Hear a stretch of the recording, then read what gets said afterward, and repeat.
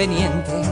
Me lo dijo ayer mi presidente, que nunca seré embajadora por no usar tacón de señora, y porque con la diplomacia no checan mis múltiples gracias.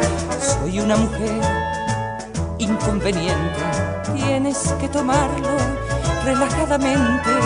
No te amo más que a mis gatos, pero te amo mucho a ratos. Ni lo suficiente alcanza, y ahora me besas la panza. No soy tus pantuflas. Bienvenidos a Prototipas, el podcast de Radio Prisma. Somos Juli, Flora, Marcia, Fa y Osa Mayor. Una chequera. Soy una mujer que entre otras cosas exhibe, ostenta una historia indecorosa.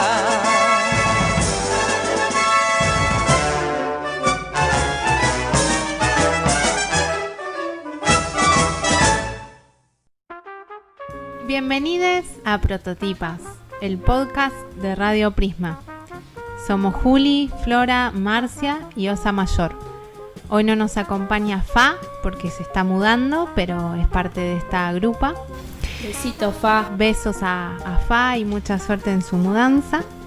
Y el episodio de hoy se llama El azar, ¿por qué este mundo?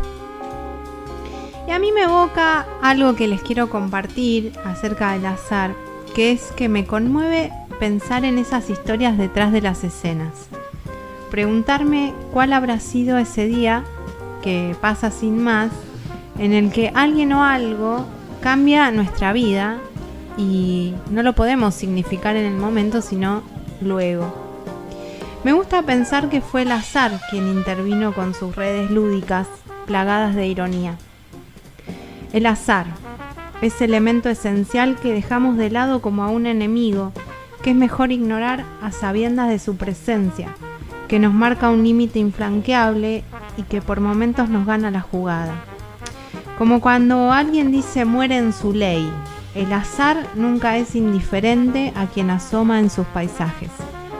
Por eso es que cuando vemos las escenas en perspectiva, ya no son escenas, son historias, están narradas, son elementos entrelazados, rebosantes de sentido. El azar es ese magma que enlaza los instantes, otorgando vida y haciendo valer los cheques caducos a la hora de partir. Con el azar no podemos negociar. Decía John Lennon, la vida es eso que acontece mientras estamos ocupados haciendo otros planes, que uno puede distraerse, pero mientras lo hace todo el universo conspira trabajando para esta alquimia.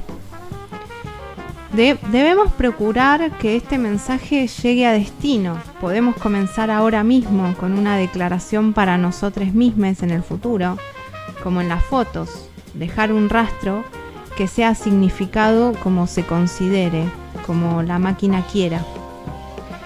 Y en este sentido traíamos la figura de Clarice Lispector. Hace poquito habrán visto en Google que se cumplió un aniversario de su natalicio y de su muerte. Ella nació un 10 de diciembre y murió un 9 de diciembre.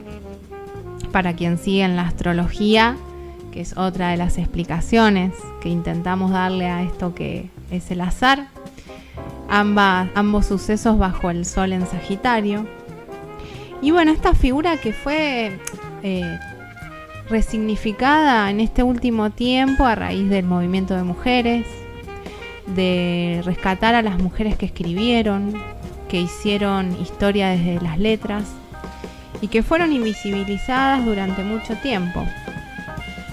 Clarice Lispector tuvo una vida plagada de sucesos azarosos. Ella nació en Ucrania.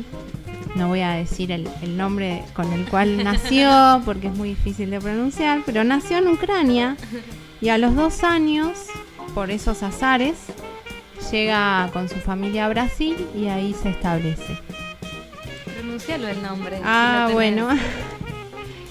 Chaya Pinjasovna Lispector. Ah, Pero el inspector era el nombre de verdad. Nace en 1920, ¿no? Una época turbulenta. Entonces, luego de hacer muchos movimientos familiares, logran el permiso para viajar a Brasil y allí se establecen.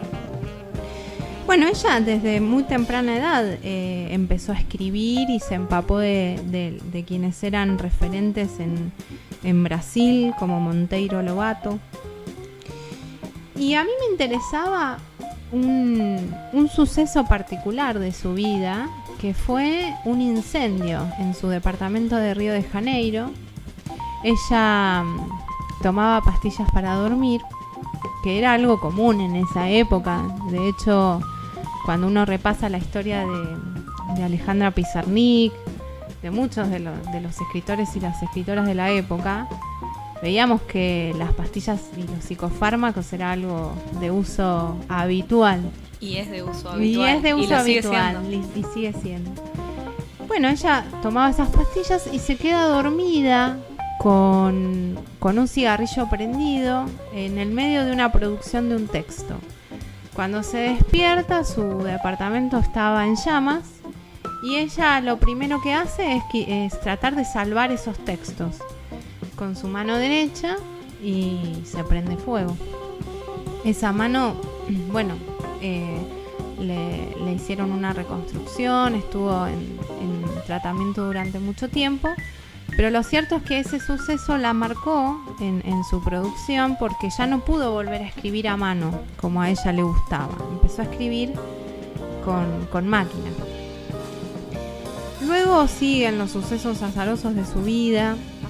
De hecho, también me parece que esta reapropiación de Clarís desde hoy es un hecho que vincula varios factores.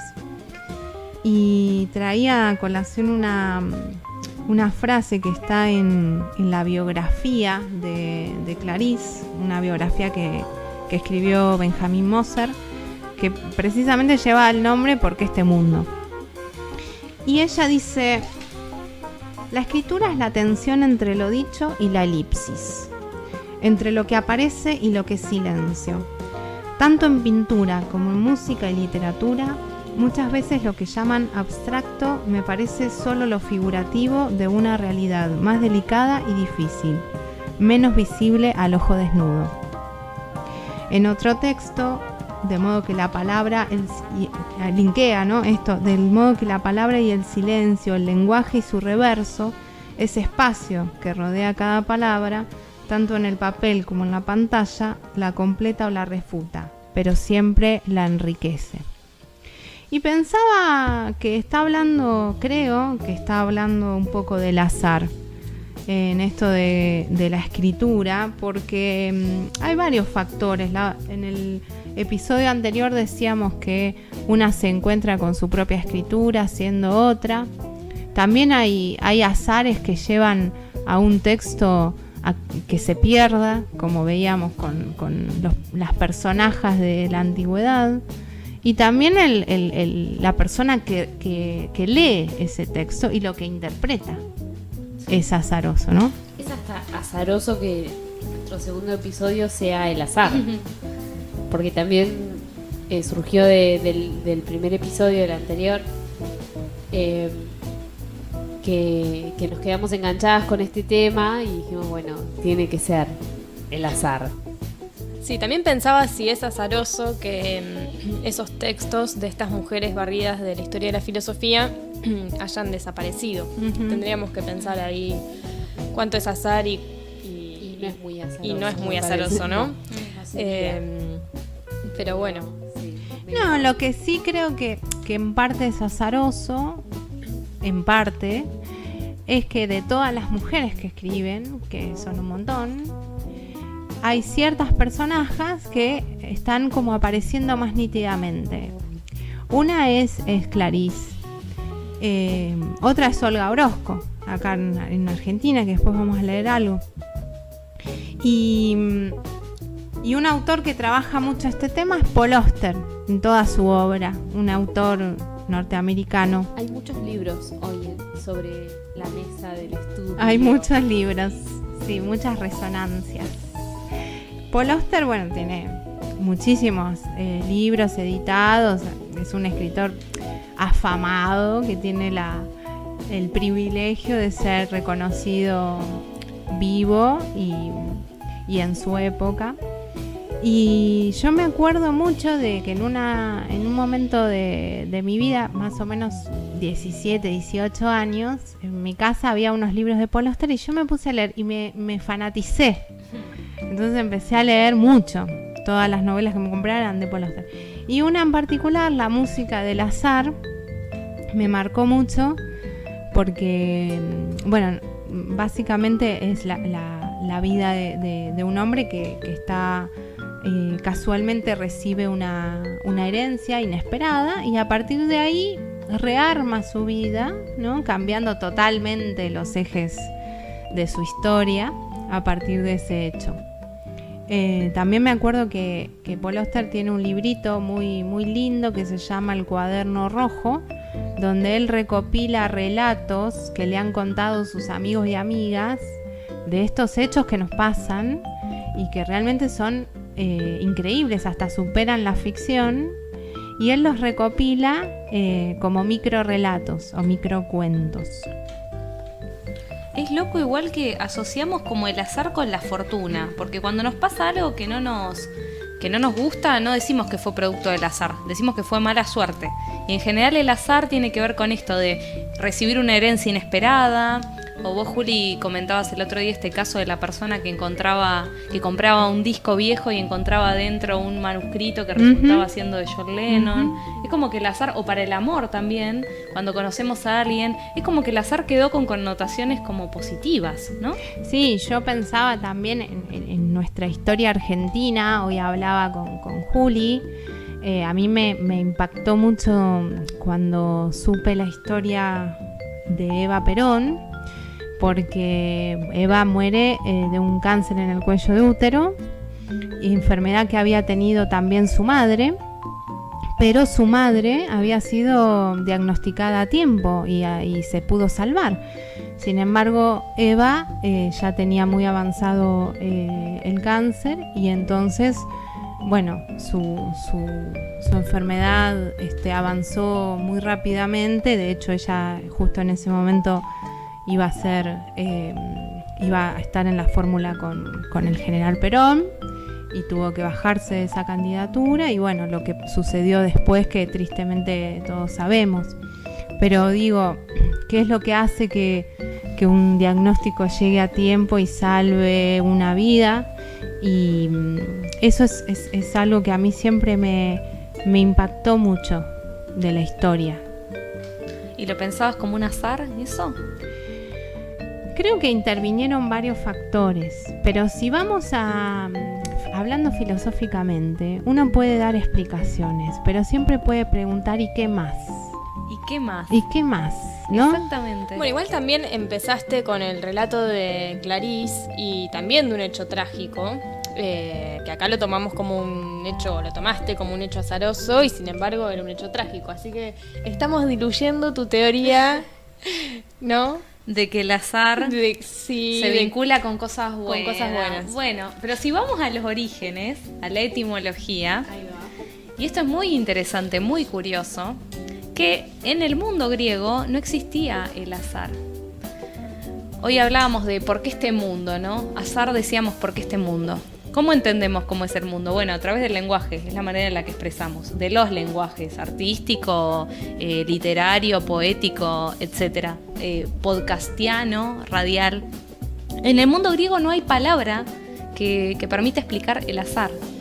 Esto es una digresión, pero vale que... No, pero es muy loco.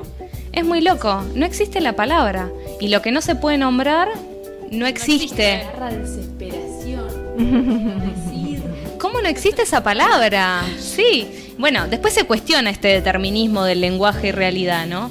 Pero también es verdad que es una de las apuestas que hacemos desde el A ver, ¿qué feminismo. pasaba? ¿Por qué no existía en el mundo griego la palabra azar? Bueno, justamente tiene que ver con esto que decían hoy, de que la relación que tiene con la tragedia también. En el mundo griego, bueno, algo que es muy loco es que cuando uno estudia griego va descubriendo como etimologías y concepciones del mundo que algunas son completamente distintas, otras son muy parecidas. Yo tenía una obsesión con el griego porque de chiquita me habían regalado un libro que se llamaba, no sé, Relatos de la mitología griega. Era de Graciela Montes. Era un librito hermoso. Y mis viejos no tenían un mango, mis viejes, entonces me compraban esos libritos de tapa blanda y era como que los tenía que leer y releer porque no podían renovarlo permanentemente. Y cuando me vine acá a la facultad encontré que se podía estudiar griego antiguo, que eso era un flash para mí. O sea, poder estudiar griego antiguo, algo que se estudia y que solo se estudia a partir de texto, porque no hay ninguna grabación, no hay ningún registro de cómo se hablaba, entonces son todas especulaciones. Tiene algo que se llama espíritu incluso, que si es aspirado te indica que se pronuncia como el espíritu, que es como una C escrita arriba. Tiene muchos Cuando acentos. llegué acá a la facultad y también dije, ¿se puede estudiar griego? ¿Qué? Eso es algo muy del interior, me parece, que nos pasa de vivir esa posibilidad de que... Y esto de los acentos también era algo loco. Sí. ¿Cuántos acentos hay en el griego? ¿Cuántos? Sí, está el común, el común, bueno, el normal, no, el que usamos nosotros, el agudo, el circunflejo, con el espíritu, es muy loco. Y para mí fue un flash tener la posibilidad de estudiar eso, ¿no? Ahora no me acuerdo absolutamente nada, lo cual también es raro, pero me acuerdo de estas pavadas. No se aplica después en el día a día, ¿no? No, en el cotidiano no. Lo vamos a aplicar ahora para darle un sentido retroactivo.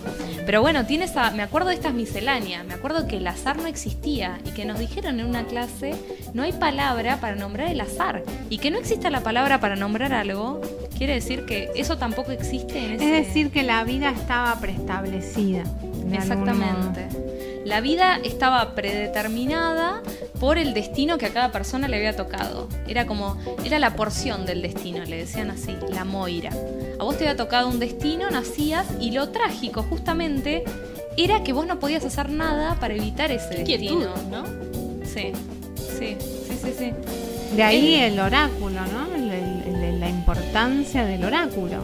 Sí, y que lo seguimos haciendo. Además de, arroja esto. Bueno, yo no quiero decir nada, pero hace un rato estuvimos hablando del horóscopo, no sé, cuando hablaste de Clarice, y acá hay un par de escépticas en la mesa. A mí, yo debo confesar que Es la soy grieta. amante declarada de los oráculos, pero creo que también hay una cuota de azar en la interpretación de ese oráculo. Y además creo que es algo poético, digamos, no le atribuyo el determinismo de mi vida a un oráculo como puede ser el I Ching, que es el motivo de disputa en esta mesa. A mí mi psicóloga me dice ese no es eso. el motivo de disputa. Creo que el motivo mayor de disputa es los signos. Creer o no creer en algo que no se puede comprobar científicamente. Claro, pero el I Ching es distinto. Hay para mí ahí una... ¿El I Ching? Sí, gracias. Hay una lectura más, no sé, literaria para mí. ¿Estás a favor del I Ching en parte? No sé tanto como para decir que estoy a favor, pero lo puedo tomar más de otro modo. Nadie trajo el ching. No. Hacemos una pregunta. En vivo y en directo. En vivo y en directo. Bueno, para quienes no saben, el I Ching es un libro que tiene miles de años. Confucio lo usaba. Confucio lo usaba. Se usaba para la política y para la guerra también, ¿no? Sí, como antes de- definía Si se hacía una batalla o no. Exactamente, Sí. o sea, no es moco de pavo. Bueno, es un libro que uno consulta, si quiere, a través de unas monedas. Tira las monedas y se forma un hexagrama, que es una figura de 6 líneas. Y allí va a leer el mensaje, que es muy alegórico, es difícil, no es claro y distinto. Es oracular. Por eso digo que da lugar a la interpretación, lo que quiere. Bueno, Acá las bueno, escépticas decimos que cada una escucha lo que quiere. De todas maneras, el sistema binario surge a partir del I Ching, porque la combinación que forman los hexagramas son de unos y ceros, líneas pares e impares. Y Leibniz, cuando formula, es el primero que teoriza sobre el sistema binario 1 y 0, que es la base de la informática, se inspira en el I Ching. Hay un poema de Borges que se llama Por una versión de Borges fue un personaje que estaba obsesionado por el tema del azar y la determinación, las matemáticas, interviniendo en ese orden del cosmos, y tiene ese poema, No te arredres. Es muy bonito ese poema que está en el libro de la edición de Wilhelm. Sí, yo tengo la misma, la de tapas negras de Sudamericana. Igual es muy loco, pensaba ahora cuando hablábamos, cómo hemos disociado el azar de la política. Porque hoy cuando Marce hacía esta pregunta, ¿es azaroso que las filósofas griegas o que la historia de la filosofía haya invisibilizado a las mujeres? La tendencia a decir no, porque responde a un motivo político, a un sistema patriarcal. En la antigua China, la política y el azar iban de la mano, porque antes de llevar adelante una batalla, se consultaba el oráculo. Y es como si ahora viviéramos en un mundo que lo escindió. El azar aparece como justamente la contracara de la política. Bueno, por eso yo traía el caso de Eva, porque me parece que la enfermedad de Eva, que marca el destino de la política argentina, y nadie pudo, digamos, explicar bajo estas réplicas que dice Marcela, una enfermedad de esa importancia y con ese final, y lo que sucedió después. Felipe Piña dice que de hecho atribuye el factor psicológico, el quiebre psicológico que implicó la muerte de Eva en Perón, para lo que sucedió después. Obviamente podemos decir sí, no, pero puede ser una explicación. Pero es como que el factor psicológico es como que a veces viene a jugar en lugar del azar. Es como con las enfermedades. Cuando vos tenés un problema, no sé, en la piel, que hoy hablábamos, de los problemas dermatológicos, y te dicen, no, esta es una enfermedad psicosomática. Y es como que en lo psicosomático, en lo depositan todo. Se deposita todo lo que no se puede explicar por factores deterministas. Bueno, pero si vamos al caso, porque además no Freud, ¿sí? ¿Cómo hago? ¿Qué pastilla tomo? Dame una pastilla. Si vamos al caso, Freud toma el mito de Edipo para explicar, ¿no es cierto? Bueno, muy buen ejemplo el del Edipo. Acá Julia, enlazadora, osa mayor enlazadora de mundos.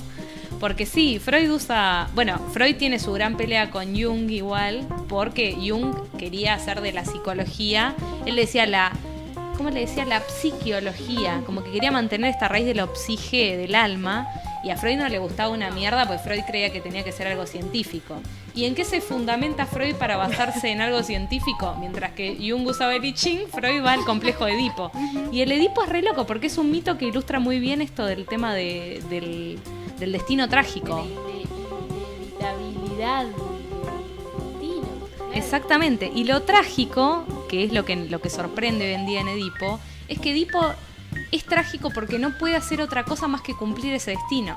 La historia de Edipo, bueno, es bien conocida, pero Edipo era el hijo de un rey, Layo, y a Layo le había dicho un oráculo que cuando él tuviera un hijo o una hija, ese hijo iba a ser el causante de su muerte. Porque Layo había sufrido antes una maldición. ¿Le dice hijo o hija? Pienso ahora. No, le dice hijo, diciendo. ¿No? Es un hijo, sí. Creo que dice que en caso de concebir... No, hijo le dice, no le dice hije. No, lo reformulamos ahora y sí. Claro, pero no, porque hay una cuestión ahí. Era el hijo. Sí. Creo que dice que en caso de concebir un hijo, creo que dice así, en caso de concebir, ese hijo iba a provocar la causa de su muerte. Y esto no nos lo suelen contar. ¿Por qué Layo tenía ese mal oráculo? Porque Layo había violado a un joven. ¡Apa! Layo... Eso fue invisibilizado. Sí. Toda la historia de la mitología griega, que es muy machirula y muy homosexual también, que después se reprimió mucho todo eso, pero Layo se había exiliado y lo había acogido otro rey, y le habían pedido que le enseñe a montar caballo a un joven que era el hijo de este rey, que se llamaba Crisipo. Y Layo se enamoró de Crisipo y lo viola, lo rapta y lo viola. O sea, es tremendo. Y como Layo rapta y viola a Crisipo, el padre de Crisipo, que era este rey, le lanza una maldición y le dice, la maldición de Apolo se llama, o sea, es la peor, la de Apolo. Tu estirpe se exterminará a sí misma. Tu estirpe se exterminará a sí misma. Se autoexterminará, porque es la propia estirpe, ¿no? Qué lindo poder largar esa maldición. Eso está buenísimo para decírsela a alguien. Tu estirpe se exterminará a sí misma. Ten cuidado Cuando que no te se mira- te trabe la lengua en el medio, porque no, cuando estás Tu así- estirpe Cuando el viejo se te mira las tetas en el bondi y le decís, la maldición de Apolo. Tu estirpe se exterminará. Bueno, cuestión que Layo entonces tenía esta maldición. Nace el hijo, se resulta siendo varón, Edipo, y para evitar el oráculo no se anima a matarlo, entonces lo abandona colgado de los pies. Vamos a aplicar los conocimientos del griego, que es Edipo, es el de los pies hinchados, quiere decir. Pies hinchados, me hacen todo. Pies hinchados, que pues lo habían colgado, entonces tenía los pies hinchados. Bueno, Edipo lo salva, la historia es conocida. Después Edipo se encuentra en un cruce de caminos a Layo, tiene una discusión por quién dejaba pasar con el carro a quién, una cosa muy macha también de quién deja pasar a quién, lo asesina y bueno, después llega al reino, se acuesta con su madre, comete incesto. Pero lo trágico de Edipo es que todo eso pasa y él ya sabía de alguna manera, aunque él no lo supiera conscientemente, su destino estaba preestablecido. Esa es la tragedia del griego. Claro. No ocurre la tragedia por accidente, ocurre por necesidad. ¿Para qué iban a necesitar la palabra, azar? Si estaba todo tan... Y esto que hablábamos hoy, que la palabra viene del árabe. Vamos por un camino añejo, somos almas que lleva el tiempo, sombras cargando su pasado, siembra de los que no han estado, pasará, pasará. Deja que te susurre el viento, viaja sin pena ni lamento, todo lo que creí perdido labrá. Las huellas del destino pasarán, pasarán.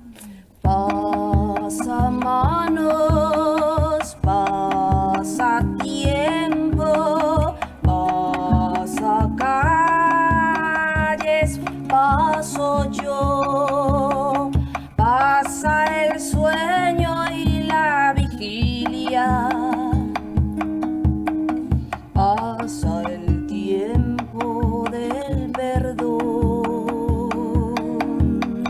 Pasan padres, pasan vidas, pasa el día del amor, paso firme de las cosas que nos dejan.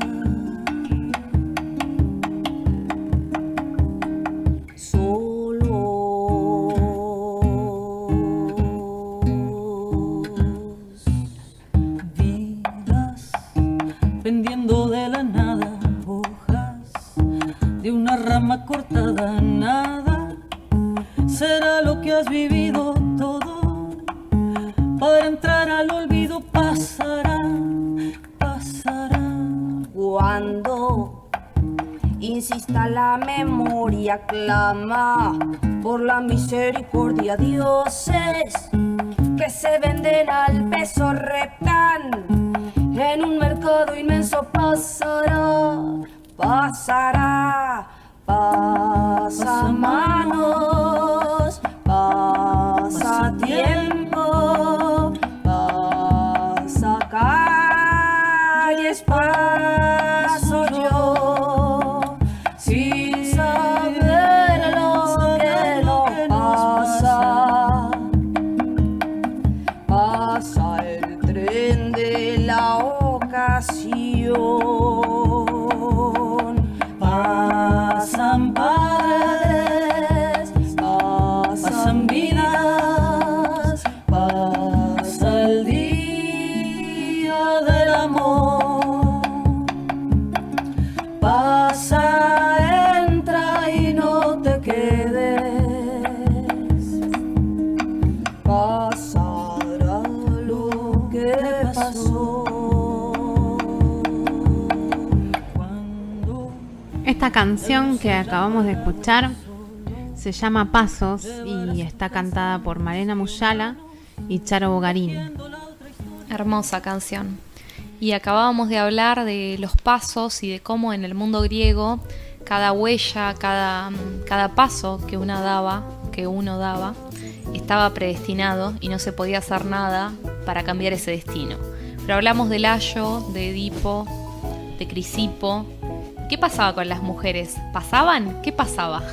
Barridas. Bueno, la barrida de la historia de este episodio es Hiparquía. No Hipatía, que fue más conocida, sino Hiparquía, que es una filósofa, era una filósofa del siglo IV antes de Cristo, que pertenecía a la escuela cínica. No sabemos mucho de la escuela cínica. Una de las características era que rechazaban la cultura y el preocuparse por las convenciones, ¿no? Sobre todo se burlaban de las miradas y de los juicios de los otros. ¿Cómo les decían? Le decían los perros. Porque justamente la idea de esta escuela cínica era despojarse de las riquezas, de las propiedades, andar errantes, andar con harapos, como una demostración de un rechazo hacia lo material. Los veganos, ¿se llaman los veganos? Los veganos cínicos. Los cínicos veganos libertarios. Pero bueno, tiene un nombre, perdón, ahora no me acuerdo, pero tiene un nombre, ¿no? El vegano, la vegana o el vegane, que le vegane, que come de la basura. El crudívoro, no, el crudívoro no. Bueno, lo chequeamos. Para el próximo episodio. Bueno, lo curioso igual es que estas filósofas barridas, cuando son recuperadas, encontramos que las voces que las han recuperado, por las cuales nos llegan las historias de estas filósofas, son voces masculinas, ¿no? Entonces, buscando información sobre Hiparquía, encontramos que decía, por ejemplo, Diógenes Laercio, en su libro Historias de los filósofos, Vidas de los Vida filósofos, y obra de los filósofos más ilustres. Y ahí aparece, por ejemplo, Hiparquía. También estuvimos viendo un texto que ya habíamos recuperado en el episodio anterior, que es el de Gilles Menage, Historia de las mujeres filósofas. Entonces, bueno, como es a través de los varones, también ahí aparece una cierta mirada sobre la vida de estas mujeres. Porque, por ejemplo, dicen que Hiparquía renunció a sus propiedades, a su vida cómoda, y que llevó una vida al estilo de los cínicos, pero que lo hizo según Diógenes, por una imposición de Crates, que era su pareja, digamos, ¿no? O sea, que era filósofa porque su esposo le había dicho que tenía que abandonar que era cínica, o sea, que había dejado esa vida cómoda porque Crates le había dicho, le había impuesto que, bueno, si vas a estar conmigo, si vas a pertenecer a la escuela de los cínicos, tenés que renunciar a la comodidad. No por iniciativa propia. Claro, no, jamás. No porque ella estuviera convencida, eso no puede suceder, ¿no? Bueno, el destino está en manos de los maridos. Claro. Bueno, y hablando de los maridos y de estos vínculos, siendo también coherente con la escuela cínica, parece que Hiparquía tenía sexo con Crates en la vía pública. Impresionante. Qué loco, ¿no? Impresionante. La banco en esa iniciativa de llevar la sexualidad a la vía pública. No sé si es politizarlo, de alguna manera es a mí lo que me causa gracia es también cómo es nombrado esto en la historia. Entonces dice hacer el amor en la vía pública, o hacer uso del matrimonio. Hacer uso del matrimonio en la vía pública. Entonces no entendés, mucho eufemismo, ¿viste? No se termina de entender bien qué es lo que hacían en la vía pública. Bueno, pero tenían un amor más libre, rechazaban las propiedades, eran como libertarios en la antigüedad. Sí, exacto, eran libertarios en la antigüedad. Bueno, no le era fácil a Hiparquía dedicarse a la filosofía siendo mujer, y aparece una anécdota en la que se narra que tuvo una pelea con Teodoro el Ateo, otro filósofo perteneciente a la escuela cínica. Teodoro estaba muy enojado porque Hiparquía, siendo mujer, se dedicaba a la filosofía y además acudía a las reuniones y descuidaba entonces las tareas del hogar. Entonces, en esa pelea parece que incluso le arrancó el vestido a Hiparquía. ¿En serio? Sí. Teodoro el machirulo. El machirulo le arrancó el vestido. Hiparquía no le molestaba, o sea, no se mostró molesta porque le arranque el vestido. Incluso le contesta: ¿crees que he hecho mal en consagrar al estudio el tiempo que por mi sexo debería haber gastado como tejedora? Muy bueno. La amamos. Otro insulto para el O machirulo sea, de Bondi. No solo no le importó que le arranque el vestido, sino que le contestó con altura a Teodoro, ¿no? Además, parece que hay 3 libros que escribió Hiparquía que no por azar no existen más, digamos, no se conservan ninguno de esos 3 escritos. Y hay uno que era Cuestiones a Teodoro llamado el Ateo. Andás a ver qué cosas le decía. Una ahí. polémica había ahí de la cual no podemos tener acceso, lamentablemente, pero que sería muy interesante. Y saber eso, esa interna de los cínicos, de les cíniques. Bueno, cuando Hiparquía muere, los filósofos cínicos declararon una fiesta anual en su honor en Atenas, denominada Quinogamia, o Día de la Incorporación de la Mujer al Mundo de la Filosofía Cínica. Wow. Cuando me pongo a buscar, digo, ¿qué es esto de quinogamia? ¿De qué estamos hablando? ¿Qué significa esa palabra? Y encuentro, así, googleando, Azarosamente. que quinogamia es un matrimonio informal basado en la igualdad y el consentimiento mutuo que practicaron Crates e Hiparquía. O sea que incluso ponen ese vínculo como ejemplo de qué significaba quinogamia. Así que habría que ver. Sí. Años luz. Años luz de eso. Bueno, ¿qué más nos queda de Hiparquía? Porque sus 3 escritos, que bueno, nombramos las cuestiones a Teodoro, tenía otro texto que era Hipótesis filosóficas y Epiqueremas, punto, que es un tipo de razonamiento, creo. No sé sobre qué tema. Bueno, cuando muere, además de esta fiesta, bueno, no sé si fue cuando murió o no, pero no importa. Le dedican un poema breve titulado A las mujeres, que lo escribe Antípatro. Antípatro. O Antipatrón. Eran libertarios Antipatrón. mal. Me encanta. Bueno, dice ¿Sabemos algo del poema? ese pequeño poema. ¡Apa! ¿Lo tenemos? Lo tenemos. Esta es una primicia. Yo, Hiparquía, no seguí las costumbres del sexo femenino, sino que con corazón varonil seguí a los fuertes perros.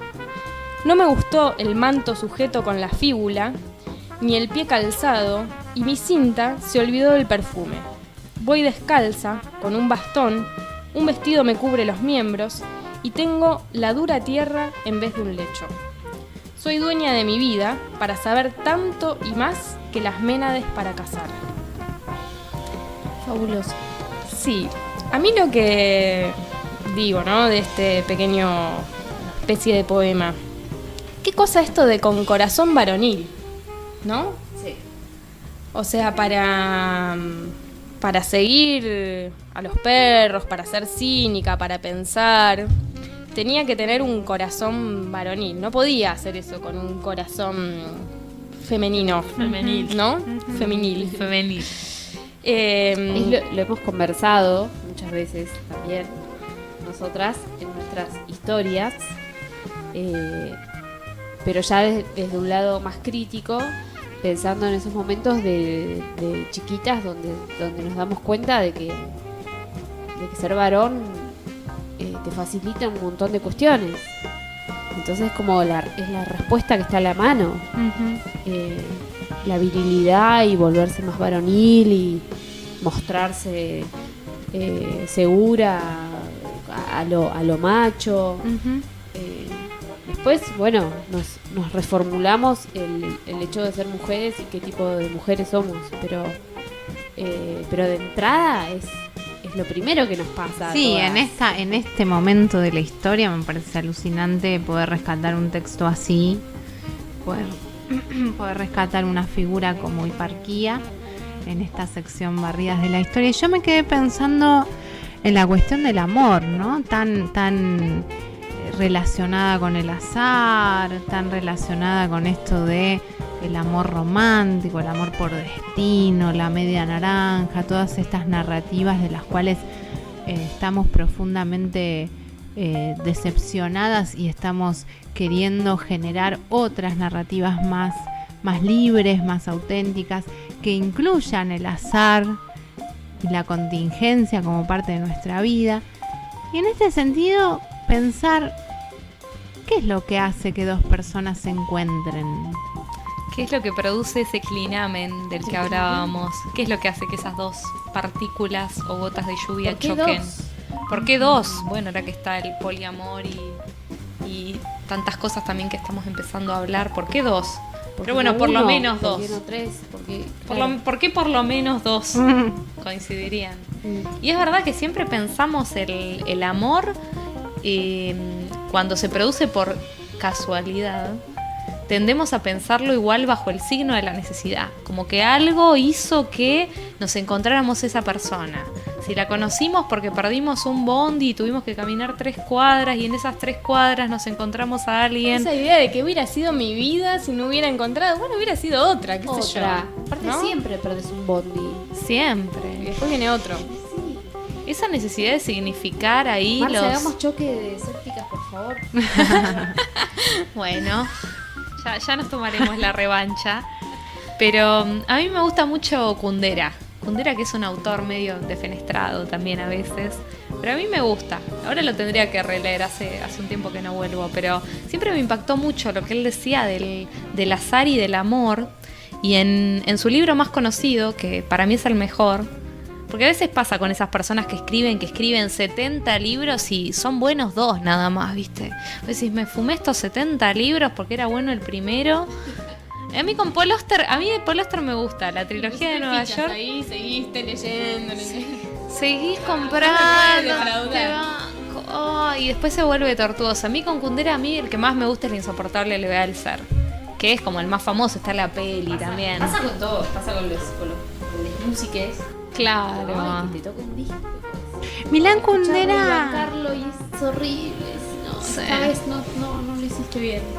Milán Kundera creo que ha sufrido un desprestigio por ignorancia quizás, ¿no? Esto de sepultarlo a la biblioteca de autoayuda, de dejarlo de lado como si sus ideas no fuesen potentes filosóficamente, Sí. ¿no? Algo de eso hubo.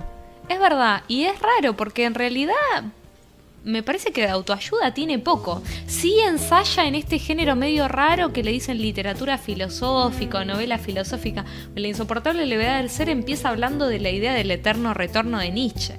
El tipo se anima a hacer eso. Se agarra a Nietzsche y habla del eterno retorno. Se anima porque es tipo. Sí, claramente, estaba pensando eso. Se anima porque es tipo, porque alguien lo publica, etcétera. Pero para mí igual tendría que volver a leerlo, porque hace muchos años que no vuelvo a los libros. Pero no recuerdo igual que haya un lugar de las mujeres desde un punto de vista... Obviamente era un varón escribiendo sobre mujeres, pero encuentro igual que sus personajes son personajes empoderadas, interesantes... no sé, o igual es un chabón, no deja de serlo. ¿Qué dice del azar? Bueno, a mí me gusta eso, que cuando pienso en el azar pienso en Kundera, me quedo ahí esa asociación. Y tiene un fragmento ahí en La insoportable levedad del ser que dice: solo la casualidad puede aparecer ante nosotros como un mensaje. Lo que ocurre necesariamente, lo esperado, lo que se repite todos los días, es mudo. Solo la casualidad nos habla. Y es interesante esa idea, porque lo que ocurre siempre de la misma manera en realidad no te está diciendo nada. ¿Y qué es lo que tendemos a interpretar como una señal? Cuando algo interrumpe ese flujo de necesidad, ¿cierto? La interrupción, el momento quiebre. El quiebre, el corte. El hito. Y eso nos pasa con el amor. Estamos atravesadas por ese mito del amor romántico que nos hace pensar que, bueno, que si conocimos a alguna persona era porque estábamos hechos le une para le otro, el uno para el otro, la una para la otra. Estamos atravesadas por esa idea. Tendemos como a proyectar ahí una necesidad en esos amores, como si no pudieran provenir de una absoluta casualidad. Necesitamos investirlo. Y Kundera lo que revierte es eso en la novela, ¿no? Habla del encuentro entre dos personajes, entre Teresa y Tomás, y enumera todas las casualidades que tuvieron que ocurrir para que Tomás se encontrara con Teresa. Esos personajes a mí, Tomás y Teresa, me encantan, Teresa sobre todo. Pero está esta idea, ¿no? Tomás trabajaba en un hospital y el director del hospital estaba, justo le tenían que operar, no sé si de ciático o de qué, entonces hubo un caso muy, muy grave en un pueblo del interior de República Checa, que en esa época era Checoslovaquia. Entonces lo mandan a este Tomás, porque el director del hospital estaba con ese problema de ciática, o sea, primer casualidad, que él no era la persona que tendría que haber estado ahí. Además había habido un accidente, o sea, segunda casualidad. Después de hacer esta intervención en el hospital le sobra tiempo, o sea que se va al restaurante al restaurante del hotel donde estaba parando, y por casualidad estaba Teresa trabajando en ese momento y pide un coñac y lo atiende ella. Entonces va enumerando todas las casualidades. Sí, a mí me parece que es potente esa idea, pero se ha desvirtuado a lo largo del tiempo, porque creo que este discurso de no hay mal porque por bien no venga, la novela esta que fue bestseller hace muy poco, El hilo rojo, que habla de por estas fatalidades que por más que acontezcan no terminan de generar el fracaso del encuentro si este está destinado a ser. Es decir, hay como un discurso que sí me parece que banaliza la idea de esto que yo decía al principio del episodio, estas pequeñas cosas que hacen a nuestra historia, a nuestra biografía. Claro, el si pasó, pasó por algo. Un poco eso, ¿no? Como que se sobreimprime eso. Si pasó es porque tenía que pasar. Es pintoresco también. Es pintoresco. Qué tranquilidad también que da, ¿no? Que la necesidad que haya pasado porque tenía que pasar. Da cierto aire de, bueno, me resigno a esto que me tocó, que tenía que ser así, que no podía ser de otra manera. Es que ese es el sentido exacto, la insoportable levedad del ser. Es insoportable la levedad. Lo que nos caracteriza no es la necesidad, es que lo que nos pasa en la vida es azaroso. Cuando vos elegís estudiar algo o elegís laburar de algo, no lo elegís, o sea, se te van dando. Te salió una posibilidad de vivir en un lugar y vas tomando pequeñas decisiones que después terminan como signando tu historia. Pero son hechos contingentes. Y la tesis de ese libro, la idea de ese libro es esa, ¿no? Que nos es insoportable sobrellevar que las cosas importantes que nos pasan por casualidad. Una persona que puede ser el amor de tu vida o no, la conoces por casualidad. No había predestinación ahí. Necesitamos como darle esto, por eso decimos cosas que tienen peso, ¿no? Un acontecimiento de peso. Esta idea de lo que no podía ser de otra manera. Que se vuelve terrible cuando, hablando del amor, cuando eso no funciona, ¿no? Que la culpa que aparece o la idea de que no va a aparecer otra persona. Exacto. Como esa hace que, no sé, que mantengamos relaciones nefastas, violentas. Sí, esta idea es mi destino estar con esta persona porque estamos hechos para el otro. Es tremendo eso. Yo la pregunta que quiero dejar sobre la mesa como para ir cerrando es la siguiente. ¿Son antagónicos el azar y el destino? Para pensarlo. Y en este sentido, Olga Orozco nos da una pequeña imagen linda para cerrar el episodio. Un poema que tiene en esta antología poética, en el libro que se llama Cantos a Berenice. Berenice fue su gata, 1977. Y dice Olga: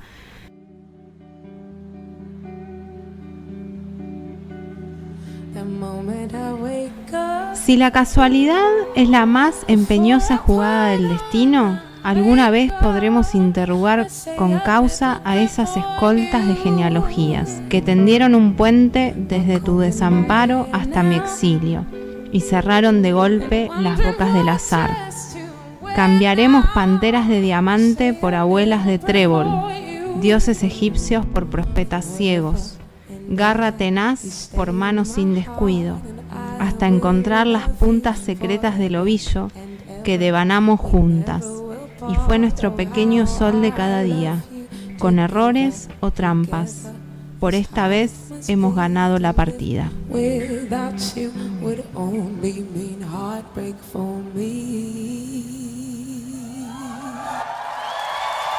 Sigan los próximos episodios de Prototipas en Radio Prisma. Síganos en Instagram y en Facebook, Prototipas.